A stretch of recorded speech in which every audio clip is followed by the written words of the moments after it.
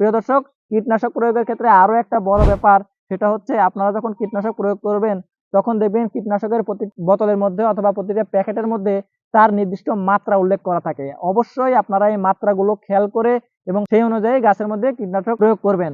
তা না হলে আপনার গাছ হিতে বিপরীত হতে পারে, গাছে অনেক ধরনের সমস্যা হতে পারে এবং এমনকি আপনার গাছটা মারাও যেতে পারে। সুপ্রিয় দর্শক, এতক্ষণ ধরে আমাদের পাশে থাকার জন্য অসংখ্য ধন্যবাদ। আশা করি এই ভিডিওটা থেকে আপনি অনেক কিছু জানতে পেরেছেন এবং এই রকম অনেক দরকারি কথা জানার জন্য, দরকারি সাজেশন পাওয়ার জন্য আমাদের চ্যানেলটিকে সাবস্ক্রাইব করে রাখবেন।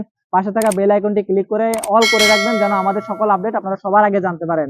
এমনকি আপনারা যারা ছাদ বাগানি আছেন, যারা নতুন করে ছাদ বাগান শুরু করতে যাচ্ছেন, তাদের এক্সপিরিয়েন্স গুলো আমাদের কমেন্টের মাধ্যমে জানাতে পারেন এবং যারা নতুন করে ছাদ বাগান করে সফল হয়েছেন তাদের বাগানের ভিডিও আমাদের কাছে পাঠাতে পারেন।